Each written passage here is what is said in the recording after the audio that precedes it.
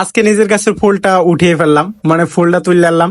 তো ফুলটা আছে কারে দেওয়া যায় সেটা ভাবতেছিলাম। তো মেলায় চলে গেছিলাম, আর এই মেলায় কিন্তু অনেক মজা করেছিলাম। আসসালামু আলাইকুম, welcome back to my another blog. আর আজকের ব্লগটা সকাল থেকে শুরু করতেছি। সকালে আমার জামা জুতা সবকিছু নামাই নিছি, আর এগুলো নামার পর এগুলো পরে কিন্তু আমি ফিটিং ফাটিং হয়ে গেছি। তো এদিক দিয়ে একটা গোলাপ ছিল আমার কাছে, গোলাপ ফুলটাও তুলে আসছি। মূলত মেলায় যাইতেছি, মেলায় কাউরে দেওয়ার মতো হইলে ফুলটা দিয়ে দেবো। আর এদিক দিয়ে বড় ভাইয়েরা অপেক্ষা করতেছিল, তো তাদের অপেক্ষার দিন শেষ হয়েছে। বেসিক্যালি আমি চলে আসছি, তারপর একটা অটো ধরে নিছি, আর এটু ধরে একদম মেলার সামনে যায় নামছি। আর এদিক দিয়ে মেলার সামনে যায় নামাও তারপর আধা ঘন্টা আসছি, মেলা খুঁজে পাইতেছিলাম না। তারপরে এক পাশ থেকে মেলা দেখাও যাইতেছিল। মূলত আমরা এখন মেলার মধ্যে পাই গেছি, তো মেলা দিয়ে আমরা ঢুকবো। তো এটা ছিল মেলার রাস্তা, মানে মেলার ঢুকার রাস্তা। তো মেলা ঢুকে গেছি, মেলার ঢুকে যা এদিকে আর ওই দিক ঘুরতেছি, মানে কোন দিক থেকে কোন দিক যাবো। তারপর ওরা বলতেছিল এক দিক দিয়ে যাই, ছোট মেয়ে চলো এক দিক দিয়ে যাই। তো এটা ছিল সে আমার ফোল্ডা, তো কারে দিব সেই চিন্তা ভাবনা করতেছি। লাস্টে কেউ দেওয়ার মতো পাই না, পকেটে ঢুকাই রাখছি। আর এই দিক দিয়ে আর এই দিক দিয়ে স্টল দেখতেছিলাম। এই স্টল গুলোতে মূলত ছোট বড় ক্রেতা, মানে ছোট বড় যে উদ্যোক্তা তারা বসছে। তো এই দিক দিয়ে দেখতেছিলাম একটা মামা সুন্দরভাবে আর্ট করে দিচ্ছিল গলায়। তো আমি বললাম আমি একটু আর্ট করি, বললাম শুভ নববর্ষ লিখবেন। তো সে শুভ নববর্ষ লিখে দিল। তো আসলে আজকের দিনটা খুবই স্পেশালি, তো ভিডিওটা সবাই কন্টিনিউ করতে থাকেন। এদিক দিয়ে আমার আর্ট করতেছিল, তো আর্ট আর্টি শেষ হয়ে গেলে মূলত তাকে আমার টাকাটা দিয়ে দিতে হবে।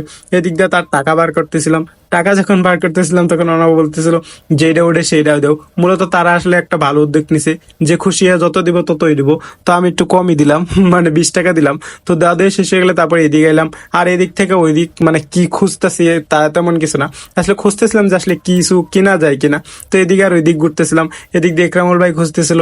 তো আর মেলায় অনেক ভিড় হয়েছে, মেলায় প্রচুর পরিমাণ লোক হয়েছে, রং বেরঙের মানুষও আসছে। তো এদিক দিয়ে আসলে এরকম মেলা মাঝে মধ্যে হলে ভালোই হয়। তো এদিক দিয়ে মেলা টেলা ঘোরাগাড়ি, এদিক এদিক ঘোরাগাড়ি পরে স্টল ঘোরার পরে এদিক দিয়ে এলাম।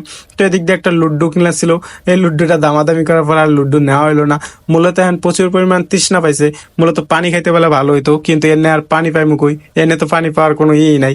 যে তারপরে কিন্তু আমি আসলে পানি খাইছিলাম, এক গ্লাস পানি কিনা খাইছিলাম, সেটা ছিল 10 টাকা। তো এদিক দিয়ে ঘুরতে ঘুরতে দেখলাম আইসক্রিম। তো মাসুম ভাই বলতেছে আইসক্রিম খাই নাও, আইসক্রিম খাইলে পানির কাজ করব। কিন্তু বাইরে ভাই আইসক্রিম খাইলে পানির কাজ করে নাই, আইসক্রিমটা মূলত প্রচুর পরিমাণে মিষ্টি ছিল, যার কারণে ওরকম লাগছিল। তো এটা ছিল আমার ললিপপ, মানে কতটা আইসক্রিম কি রকম হয়েছে এটা জানাবেন। তো আইসক্রিম খাচ্ছিলাম, আর এদিক দিয়ে আইসক্রিম খাওয়া দাওয়া শেষ হয়ে গেলে তারপর আবার ঘোরাঘুরি শুরু করে দিলাম।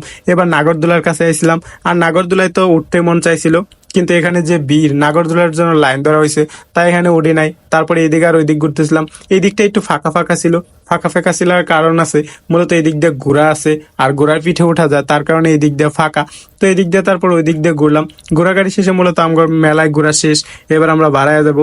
তো মেলা থেকে বাড়ায় গেতেছি, মেলা থেকে বাড়ায় যখন যাইবো তখন ওরা বলতেছে কিছু নিবা নাই, আমরা না কিছু না আলাদা না চলেন জায়গা। তো এই যে দোকান থেকে খাইছিলাম ওই দোকানে আইসক্রিম ওলাও বাড়ায় গেতেছে, বুঝতে পারেন? তো আমরাও ঢুকছিলাম, আইসক্রিম খাইলাম, ওই আমরাও বাড়ায় গেতেছে, আইসক্রিমের দোকানটাও বাড়ায় গেছে। Tata bye bye.